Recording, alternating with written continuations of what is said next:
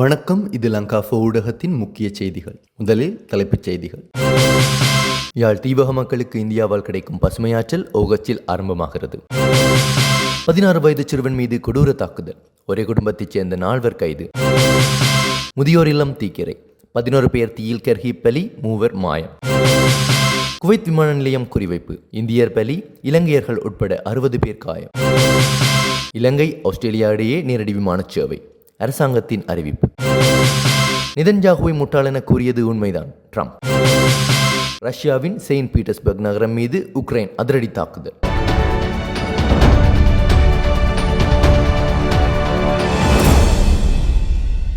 யாழ்ப்பாணத்தின் நெடுந்தீவு, அனலைத்தீவு மற்றும் நைனாதீவு ஆகிய தீவுகளில் வசிக்கும் மக்களின் வாழ்வாதாரத்தை மேம்படுத்துவதற்காக இந்தியாவின் $11 மில்லியன் முழுமையான மானிய நிதியுதவியுடன் அதிநவீன புதுப்பிக்கத்தக்க வலுசக்தி திட்டம் ஒன்று முன்னெடுக்கப்பட்டு வருகின்றது. நெடுந்தீவில் அமைந்துள்ள திட்டப்பகுதிக்கு நேரடியாக சென்று கட்டுமான பணிகளை பார்வையிட்ட பின்னர் சமூக வலைதளத்தில் பதிவொன்றை வெளியிட்டுள்ள இலங்கைக்கான இந்திய உயர்ஸ்தானியர் சந்தோஷ் ஜா, இந்த திட்டத்தின் முதற்கட்ட செயல்பாடுகள் எதிர்வரும் ஆகஸ்ட் மாதத்திற்குள் உத்தியோகபூர்வமாக ஆரம்பிக்கப்பட உள்ளதாக உறுதிப்படுத்தியுள்ளார். பிரதான மின் விநியோக கட்டமைப்புடன் இணைக்கப்படாத இந்த தனித்தீவு பகுதி மக்களுக்கு நம்பகமான மற்றும் தூய்மையான பசுமையாற்றலை வழங்குவதை நோக்கமாக கொண்ட இந்த திட்டமானது சூரிய சக்தி, காற்றாலை, மின்கல சேமிப்பு மற்றும் அவசர தேவைகளுக்கான டீசல் மின்பிறப்பாக்கு வசதிகள் ஆகியவற்றை உள்ளடக்கியதாக 4.3 மெகாவாட் மின் உற்பத்தி திறனுடன் வடிவமைக்கப்பட்டுள்ளது. நிலையானதொரு எதிர்காலத்தை இலக்காக கொண்டு வெற்றிகரமாக செயல்படுத்தப்பட்டு வரும் இந்த திட்டத்தின் முதற்கட்ட பணிகள் ஆகஸ்டில் ஆரம்பிக்கப்பட உள்ளதுடன் இந்த ஆண்டின் இறுதிக்குள் ஒட்டுமொத்த திட்டத்தினதையும் முழுமையான செயல்பாடுகள் அனைத்தும் நிறைவடையும் என எதிர்பார்க்கப்படுகிறது. இந்திய அரசாங்கத்தின் இந்த நிதி பங்களிப்பானது தீவக மக்களின் அன்றாட மின் தேவையை பூர்த்தி செய்வதுடன் அவர்களின் பொருளாதார வாழ்வாதார மேம்பாட்டுக்கும் பெரும் பக்கபலமாக அமையும் என உயர்ஸ்தானியர் சந்தோஷ் ஜா மேலும் குறிப்பிட்டுள்ளார். காலி பகுதியில் திருட்டு குற்றம் சாட்டப்பட்ட 16 வயது சிறுவன் ஒருவன் மீது அநாகரிகமான முறையில் கொடூர தாக்குதல் நடத்திய குற்றச்சாட்டில் ஒரே குடும்பத்தைச் சேர்ந்த 4 பேரை காவல்துறையினர் கைது செய்துள்ளனர். பாதிக்கப்பட்ட பெர்லபநாதர தந்தினியகந்த பகுதியைச் சேர்ந்த சிறுவன் கொடூரமாக தாக்கப்படும் காட்சிகள் அடங்கிய காணொலி பதிவொன்று ஃபேஸ்புக் உள்ளிட்ட சமூக ஊடகங்களில் வெளியாகி வேகமாக பகிரப்பட்டதை அடுத்து சிறுவனின் தாயாரால் காலி காவல் நிலையத்தில் முறைப்பாடு அளிக்கப்பட்டது. இந்த முறைப்பாடு மற்றும் காணொலி ஆதாரங்களின் அடிப்படையில் விசாரணைகளை மேற்கொண்ட காவல்துறையினர் காலி மிலிமத்துவ பகுதியைச் சேர்ந்த 40 வயதுடைய பெண், அவருடைய 47 வயதுடைய கணவன், 39 வயதுடைய மகன், 17 வயதுடைய மகள் ஆகிய ஒரே குடும்பத்தைச் சேர்ந்த 4 கைது செய்தனர். முன்னதாக சொத்து திருட்டு முறைப்பாடு தொடர்பாக கைது செய்யப்பட்டு நேற்று காலி நீதவான் நீதிமன்றத்தில் முன்னிலைப்படுத்தப்பட்ட குறித்த சிறுவன் தற்போது சிறைக்காவலின் கீழ் கராப்பட்டிய மருத்துவமனையில் சிகிச்சை பெற்று வருகிறார். இந்த நிலையில் கைது செய்யப்பட்டுள்ள சந்தேக நபர்கள் 4 இன்று காலி நீதவான் நீதிமன்றத்தில் முன்னிலைப்படுத்தப்பட உள்ளதுடன் சிறுவனால் மேற்கொள்ளப்பட்டதாக கூறப்படும் திருட்டுச் சம்பவம் மற்றும் அந்த சிறுவன் மீது நடத்தப்பட்ட கொடூர தாக்குதல் குறித்தும் காவல்துறையினர் இருவேறு கோணங்களில் மேலதிக விசாரணைகளை முன்னெடுத்து வருவதாக தெரியவந்துள்ளது. களுத்துறை மாவட்டம் பொரண அங்குருவாதொட பட்டகொட பகுதியில் உள்ள முதியோர் பராமரிப்பு நிலையம் ஒன்றில் நேற்று மாலை ஏற்பட்ட தீ விபத்தில் 11 பேர் உயிரிழந்துள்ளதுடன் மேலும் 3 காணாமல் போயுள்ளதாக போலீசார் தெரிவித்துள்ளனர். இவ்விபத்தில் காயமடைந்த 7 பேர் ஹொரண மாவட்ட வைத்தியசாலையில் சிகிச்சை பெற்று வருவதாய் போலீசார் குறிப்பிட்டுள்ளனர். தீ விபத்து காரணமாக இல்லத்தில் இருந்த சிலர் கருகியுள்ளனர். அவ்வாறு தீயில் கருகிய 10 பேர் சம்பவ இடத்திலேயே உயிரிழந்துள்ளதுடன் மற்றொருவர் வைத்தியசாலையில் அனுமதிக்கப்பட்ட பின்னர் உயிரிழந்துள்ளதாக போலீசார் தெரிவித்தனர். அத்துடன் சுமார் 51 பேர் எவ்வித ஆபத்துகளுமின்றி பாதுகாப்பாக மீட்கப்பட்டு தற்போது பாதுகாப்பான இடங்களுக்கு மாற்றப்பட்டுள்ளனர். தீ விபத்து ஏற்பட்ட சமயத்தில் அந்த இல்லத்திற்குள் சுமார் 72 பேர் இருந்ததாக கூறப்படுகிறது. தனியார் நிறுவனமாக நடத்தப்பட்டு வந்த இந்த மையத்தில் மனநலக் குறைபாடுடைய நபர்களும் தங்கியிருந்ததாக தகவல் தெரிவிக்கின்றன. இச்சம்பவம் தொடர்பான நீதவான் விசாரணைகள் இன்று காலை நடத்தப்பட்ட பின்னர் சடலங்களை அவ்விடத்திலிருந்து அகற்றுவதற்கு நடவடிக்கை எடுக்கப்படும் என போலீசார் குறிப்பிட்டனர். தீயணைப்பு படையினர் மற்றும் பிரதேசவாசிகளின் உதவியுடன் தீயை கட்டுப்பாட்டுக்குள் கொண்டுவர நடவடிக்கை எடுக்கப்பட்ட போதிலும் தீ விபத்தினால் பராமரிப்பு நிலையத்திற்கு பலத்த சேதம் ஏற்பட்டுள்ளது. எவ்வாறாயினும் தீ விபத்து ஏற்பட்டதற்கான காரணம் இதுவரை கண்டறியப்படாத நிலையில் இது குறித்து விசாரணைகளை மேற்கொள்வதற்காக 3 போலீஸ் குழுக்கள் நியமிக்கப்பட்டுள்ளதாக தகவல்கள் தெரிவிக்கின்றன. வளைகுடா பகுதியில் மீண்டும் போர்முகங்கள் சூழ்ந்துள்ள நிலையில் குவைத் சர்வதேச விமான நிலையத்தை இலக்கு வைத்து ஈரான் நடத்திய அதிரடி ட்ரோன் தாக்குதலில் இந்தியர் ஒருவர் பரிதாபமாக உயிரிழந்துள்ளார். மேலும் 60க்கும் மேற்பட்டோர் காயமடைந்துள்ளதுடன் அங்கு பணியாற்றி வந்த 3 இலங்கையர்களும் இத்தாக்குதலில் காயமடைந்துள்ளதாக அதிகாரப்பூர்வ தகவல்கள் தெரிவிக்கின்றன. குவைத் சர்வதேச விமான நிலையத்தில் மின் தூக்கி பழுது பார்க்கும் தொழில்நுட்ப வல்லுநர்களாக பணியாற்றி வந்த 3 இலங்கையான்களே இத்தாக்குதலில் காயமடைந்துள்ளனர்.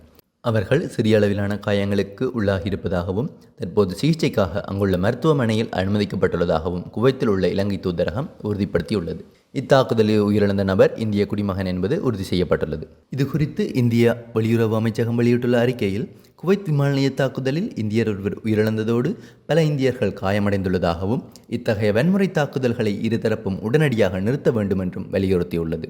இந்த தாக்குதலை ஈரானின் குற்றவியல் ஆக்கிரமிப்பு என்று குவைத் பாதுகாப்பு அமைச்சகம் வன்மையாக கண்டித்துள்ளது. குவைத்தில் உள்ள பல்வேறு நாடுகளின் தூதரக அலுவலகங்களும் இத்தாக்குதலில் சேதமடைந்துள்ளதாக வெளியுறவு அமைச்சு தகவலை தெரிவித்துள்ளது. இத்தாக்குதலுக்கு ஈரானின் இஸ்லாமிய புரட்சிகர காவல் படை பொறுப்பேற்றுள்ளது.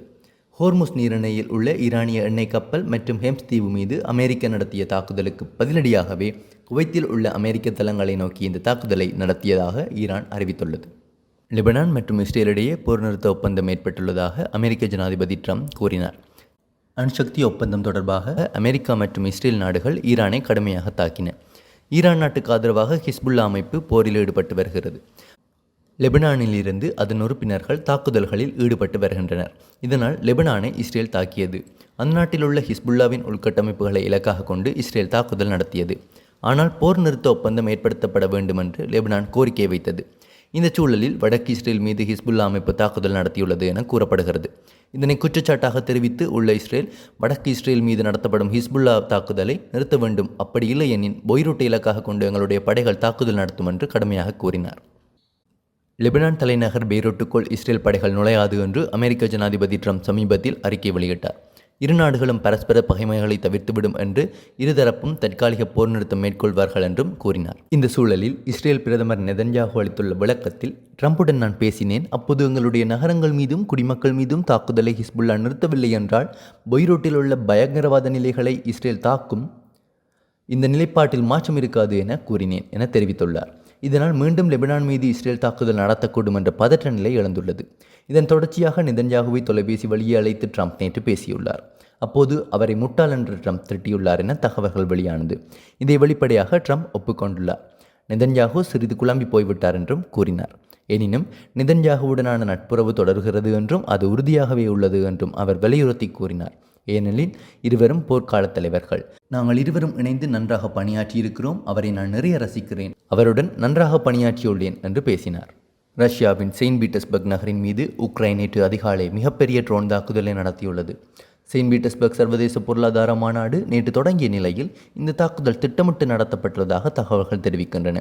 இந்த மாநாட்டில் அதிபர் புதின் நாளை உரையாற்ற இருந்தார் என்பதும் குறிப்பிடத்தக்கது. உக்ரைனின் எல்லையிலிருந்து 1000 கிலோமீட்டர் தூரம் பயணித்த ட்ரோன்கள் செயின்ட் பீட்டர்ஸ்பர்க் நகரின் முக்கிய எண்ணெய் சுத்திகரிப்பு ஆலையை தாக்கியுள்ளன. அதனால் அங்கு பயங்கர தீ விபத்து ஏற்பட்டு கரும்புகை சூழ்ந்துள்ளது. ரஷ்யாவின் பால்டிக் கடற்படை கப்பல்கள் நிறுத்தப்பட்டுள்ள குரோன்ஸ்டாக் கடற்படை தளமும் இந்த தாக்குதலில் சேதமடைந்துள்ளது. பாதுகாப்பு காரணங்களுக்காக புல்கோவா சர்வதேச விமான நிலையம் 6 மணி நேரம் மூடப்பட்டதாகவும் இந்த தாக்குதலில் 7 பேர் உயிரிழந்துள்ளதாகவும் தகவல்கள் தெரிவிக்கின்றன. முன்னதாக உக்ரைன் தலைநகரமான கீவ் மீது ரஷ்யா நடத்திய பயங்கரவாத தாக்குதலில் பலியானோரின் எண்ணிக்கை 23ஆக உயர்ந்துள்ளமையும் குறிப்பிடத்தக்கது. சுவிட்சர்லாந்தில் வீடு வாங்க போறீங்க, இல்லை ஆல்ரெடி உங்களுக்கு அங்கே வீடு இருக்குன்னா இந்த வீடியோ உங்களுக்காக தான். ஸோ ஸ்கிப் பண்ணாமல் ஃபுல்லாக பாருங்க. ஒரு மனிதனுக்கு வீடு அப்படிங்கிறது ரொம்பவே அத்தியாவசிய தேவை. அத்தியாவசிய தேவைகளில் முக்கியமான பங்கு வகிக்கிறதே இந்த வீடு தான். ஸோ அப்படி வீடு வாங்குறது விற்கிறது இது சம்பந்தமா உங்களுக்கு இருக்கிற நிறைய ப்ராப்ளத்துக்கு சொல்யூஷன் தர ஒரே இடம் தான் உங்கள் செல்வாசர்க். Your future our vision. இப்போ சுவிட்சர்லாந்துல வீட்டோட வட்டி விகிதத்துல நல்ல மாற்றம் வந்திருக்கு, நிறைய குறைஞ்சிருக்கு. ஸோ நீங்க ஏதாவது அக்ரிமெண்ட் போட்டு வச்சிருக்கீங்கன்னா இப்பவே அதை ரெனிவல் பண்ணி மாற்றி வச்சுக்கிட்டீங்கன்னா உங்களுக்கு நிறைய ப்ராஃபிட்ஸ் இருக்கும். ஸோ இது சம்பந்தமா உங்களுக்கு ஏதாவது அப்டேட்ஸ் வேணும், இந்த மாற்றத்துல உங்களுக்கு ஏதாவது டவுட் இருக்கு அப்படின்னா மறக்காம ஸ்கிரீன்ல தெரிய நம்பர் கால் பண்ணுங்க. சுவிட்சர்லாந்துல நீங்க வீடு வாங்கணும் இல்ல வீடு விற்கணும், அந்த மாதிரி ஏதாவது உங்களுக்கு தேவைகள் இருந்தா மறக்காம எங்களை கான்டாக்ட் பண்ணுங்க.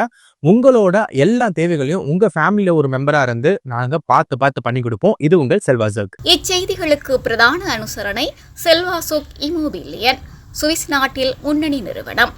தொடர்புகளுக்கு 07951464228. வீடு வாங்க, வீடு கட்ட, வீடு திருத்த மற்றும் வீட்டு கடன். Your future our vision. இது போன்ற மேலும் பல முக்கிய சுவாரஸ்யமான செய்திகளை அறிந்து கொள்ள லங்காஃபோ யூடியூப் சேனலை சப்ஸ்கிரைப் பண்ணுங்கள். எமது செய்திகள் உடனடியாக கிடைக்க பெல் பட்டனை அழுத்துங்கள். அத்தோடு எமது செய்திகளை மற்றவர்களும் பார்வையிட ஷேர் செய்யுங்கள். நன்றி.